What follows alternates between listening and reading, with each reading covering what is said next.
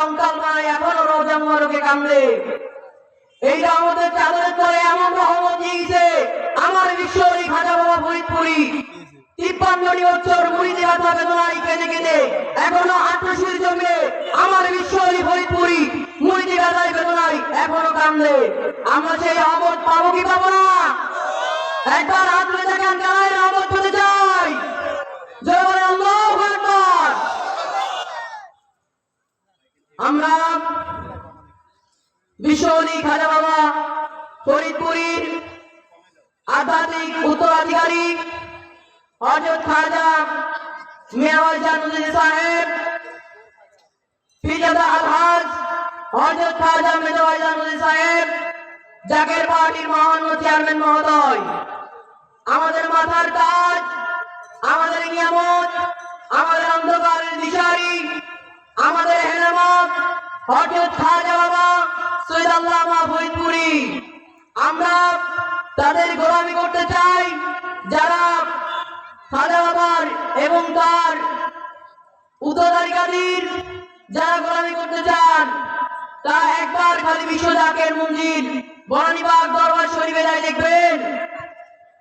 এখানে অনেক ভাইরা বলে এখানে শরিয়াত মোতাবেক কাজ চলে না, এখানে অবৈধ কাজ করা হয়। আপনাদের যদি বিশ্বাস না হয় একবার দেখে আসবেন। আমার মুর্শিদ কেবলা খাজা বাবা সৈয়দ আল্লামা ফরিদপুরি আমাদেরকে ওই শিক্ষা দিয়ে যান নাই, আমাদেরকে ওই শিক্ষা দেন নাই। হিজবুল্লাহ মুহাইমাম আমাদেরকে যখন যা হুকুম করে আমরা সেই হুকুম মেনে চলি, আমরা তার কথা মতোই চলি। আজ প্রায় 6টা বছর হয়ে গেল হিজবুল্লাহ মুহাইমামের হুকুম মাথায় নিয়ে আমরা আমার বাবার রওজা জিয়ারত করতে যেতে পারি না। জাকের ভাইদের মনে কত আশা বাবার কদমে যাব, বাবার রাঙা চরম, বাবার রাঙা চরম মুবারক জয়ালরা বাবার কাছে নালিশ দিব, কিন্তু হিজবুল্লাহ মুহাইমামের কথা মাথায় নিয়ে আমরা বনানীবাগ দরবার শরীফ কৈধুরী মঞ্জিল 22 রশিদে যে জায়গায় আমার বিশ্বরীর কদম পড়েছে সেই জায়গাতেই আমরা উরুস করেছি, সেই জায়গাতে আমরা আমার খাজা বাবার আমাদের হুকুম মাথায় নিয়ে আমরা সেই জায়গাতেই কাজ করেছি। আমরা এমন কোনো কাজ করব না যাতে আমাদের দেখে আমাদের তরিকার বদনাম হয়। আমরা এমন কোনো কাজ করব না ইসলামের বেঘাত ঘটবে, তরিকতের বেঘাত ঘটবে, আর এক ভাই আমাদেরকে দেখে বলবে ওই তরিকা ভণ্ড, ওই তরিকাতে যাওয়া যাবে না, ওই তরিকাতে কোনো আমলের কাজ হয় না। কিন্তু আপনাদের দেখবেন আমার বিশ্বরী ফরিদপুরি যেমন তেমন ছিলেন না, তিনি বিশ্বরী ছিলেন। আমার খাজা বিশ্বরী বলেছেন যে বাবা এই বাংলাদেশে কত বড় বড় আলেম আছে যাদের কাছে আমি কিছুই না, যাদের কাছে আমি কিছুই না, কিন্তু আমার খাজা বাবা আরেকটা কথা বলেছেন যে বাবা আমার কাছে যে জিনিসটা আছে এই বাংলাদেশে কোনো আলেমের কাছে সেই জিনিসটা নাই। সেটা কি? সেই জিনিসটা কি? সেই জিনিসটা হলো দয়াল নবী রাসূল পাক সাল্লাল্লাহু আলাইহি ওয়াসাল্লাম যেটা 1500 বছর আগে যেই কালিমার দাওয়াত কারবালার ময়দানে আমার নবীজি আলে বায়াতরা শহীদ হয়েছিলেন, সেই দাওয়াতটা আমার বিশ্বরী খাজা বাবা ফরিদপুরি এই বাংলাদেশের জমিনে নিয়ে আসছে। বলুন সুবহানাল্লাহ। আমরা এমন একজন বিশ্বরীকে পেয়ে আমাদের খুশি হবার কথা না? আমরা কি খুশি না বেজার? আমরা খুশি তো? আল্লাহ আমাদের সবাইকে কবুল করুক, সকলে বলি না আমিন।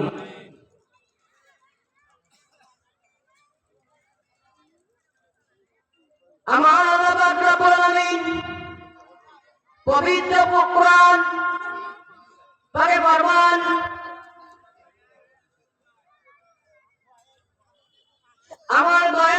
রাসূল পাক সাল্লাল্লাহু আলাইহি ওয়াসাল্লাম জিবরাইল আলাইহিস সালামকে ডেকে জিজ্ঞেস করলেন, হে জিবরাইল, তোমার বয়স কত? জিবরাইল আলাইহিস সালাম বলে, ইয়া রাসূলুল্লাহ, ইয়া হাবিবাল্লাহ, সেটা আমার জানা নাই। আমার বয়স কত সেটা আমার জানা নাই, কিন্তু আমি এটা জানি ৭০,০০০ বছর পরে আরশে আজিমের উপরে আসমানের গায়ে ৭০,০০০ বছর পর পর একটা নক্ষত্র দেখা যেত। সেই নক্ষত্র আমি জিবরাইল আলাইহিস সালাম কিছু না হলেও ৭২,০০০ বার দেখেছি। সুবহানাল্লাহ। আমার নবীজিকে বলে, হে জিবরাইল, তুমি শুনে নাও, তোমার আল্লাহ জালালিয়াতের ইজ্জতের কসম না জিবরাইল, ওই নক্ষত্রটা ছিলাম আমি, মুহাম্মদ রাসূলুল্লাহ সাল্লাল্লাহু আলাইহি ওয়াসাল্লাম। আমার নবী রাসূল পাক সাল্লাল্লাহু আলাইহি ওয়াসাল্লাম যাকে যদি আল্লাহ পাক এই দুনিয়াতে না বানাইতেন, আসমান জমিন পাহাড় পর্বত জাহান্নাম জান্নাত আমার আল্লাহ পাক কিছুই সৃষ্টি করতেন না। এই সব সৃষ্টির একমাত্র মূল কারণ হলো আমার আপনার নবী, দয়াল নবী সাইয়্যিদুল মুরসালিন। সুবহানাল্লাহ। নবীর একজন সাহাবী ছিলেন যার নাম ছিল হযরত জাবির আলাইহিস সালাতু ওয়াস সালাম। জাবির রাদিয়াল্লাহু তাআলা আনহু নবীর দরবারে এলেন, নবীর কাছে এসে ইসলাম গ্রহণ করলেন। জাবির রাদিয়াল্লাহু তাআলা আনহু অনেক ধনী লোক ছিলেন। আমার নবীজি প্রতিটা জুমায় বয়ান করতেন, যদি আল্লাহকে তোমরা পেতে চাও, হে আমার সাহাবাইগণ, যদি তোমরা আল্লাহকে পেতে চাও, তাহলে আমি রাসূল সাল্লাল্লাহু আলাইহি ওয়াসাল্লামকে অনুসরণ করা লাগবে। যদি আমি মুহাম্মদকে তোমরা অনুসরণ না করো, তাহলে ওই আল্লাহকে পাইবা না। আর আল্লাহকে যদি পেতে হয়, তাহলে আমি মুহাম্মদকে অনুসরণ করা লাগবে।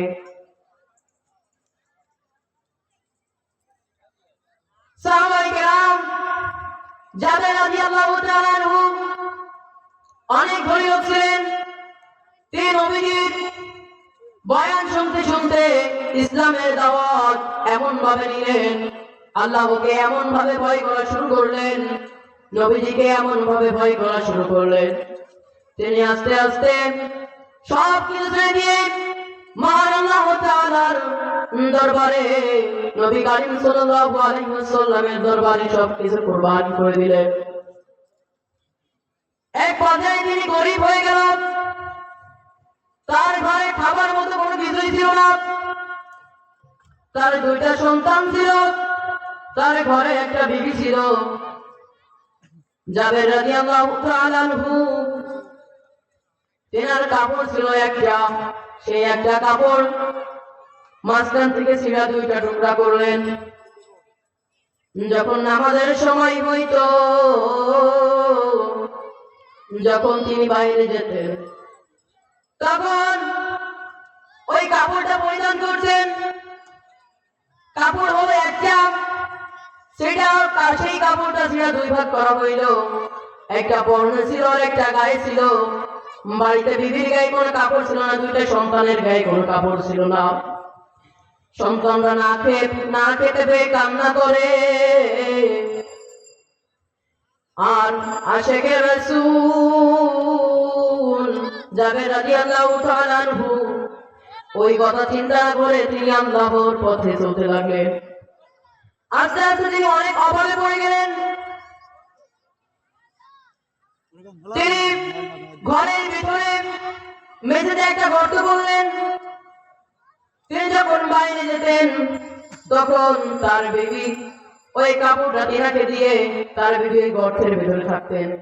তিনি বাইরে থেকে কামাই করে নিয়ে এসে যখন নামাজে রক্ত হতো, তখন ওই কাপড়টা পরে রাসূলের দরবারে নামাজ পড়তে যেতেন। তিনি সবার আগে নামাজ দিতেন। যখন তিনি ধনী ছিল সবার আগে নামাজে যাইতেন এবং সবার পরে মসজিদ থেকে বের হইতেন। কিন্তু তিনি যখন অভাবে পড়ে যান তখন তিনি সবার লাস্টে মসজিদে যান, সবার আগে মসজিদ থেকে বের হয়ে আসে। সাহাবায়ে কেরাম লক্ষ্য করলেন, নবী করিম সাল্লাল্লাহু আলাইহি ওয়াসাল্লামকে বললেন, ইয়া রাসূলুল্লাহ, ইয়া হাবিবাল্লাহ,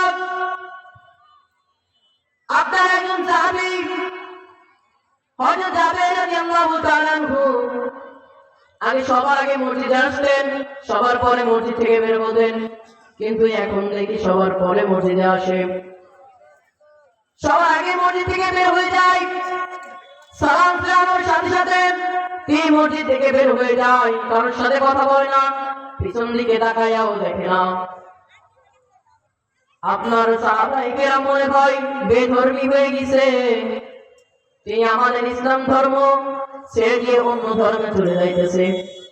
আমার নবী করিম সাল্লাল্লাহু আলাইহি ওয়াসাল্লাম বলেন, হে সাহাবায়ে কেরাম, তোমরা সাবধানে কথা বলো, আমার জাবের নামে এমন কিছু বলো না যাতে আমি নবী বেজার হয়ে যাই। আমার নবী জাবেরকে অতিরিক্ত ভালোবাসতেন, জাবেরও আমার নবীকে অতিরিক্ত ভালোবাসতেন। একদিন নয়, 2 দিন নয়, 3টা দিন পার হয়ে গেল। জাবের আলাইহিস সালাতু ওয়াস সালাম বাড়িতে চলে আসলেন। আমার নবী দয়াল পাক রাসূল সাল্লাল্লাহু আলাইহি সালাতু ওয়াস সালাম জাবেরের পিছনে বাড়িতে আসলেন। বাড়িতে সালাম দিলেন, আসসালামু আলাইকুম। 3বার সালাম দেওয়ার পর যখন কোনো জবাব পাইলেন না, আমার নবী মনটা বেজার করে ওই বাড়ি থেকে নবীজির মসজিদের নববীকে রওনা দিচ্ছে।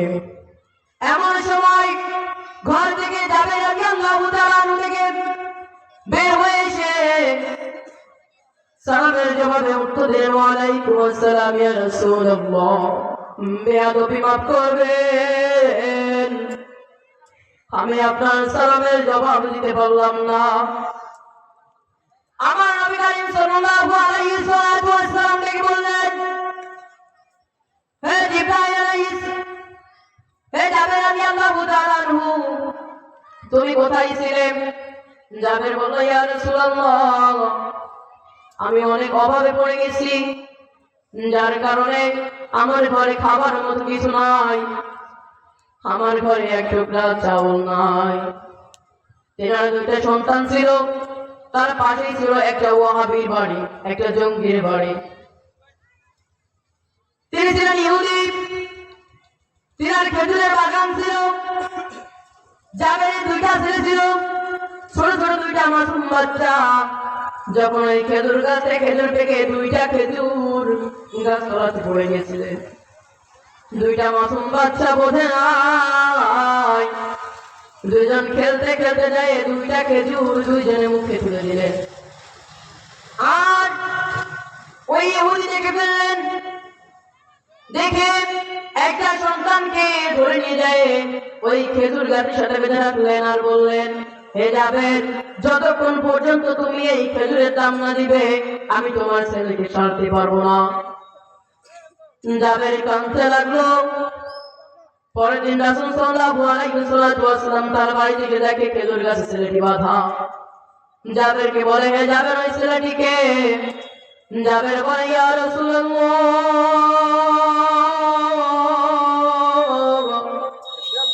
ইয়া হাবিবাল্লাহ, আপনার দরবারে কুরবানি করার মতো আমার দরবারে আর কিছু নাই।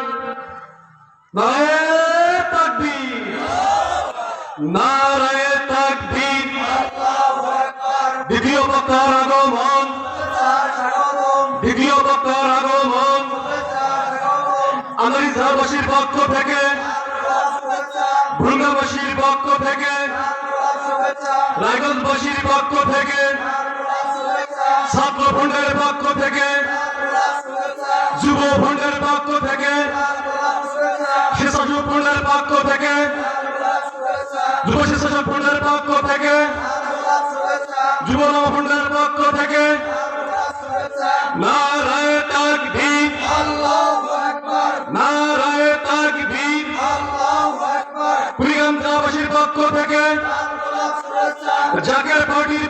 থেকে নারায়ে তাকবীর। সবাইকে নাতে রাসূল বলি।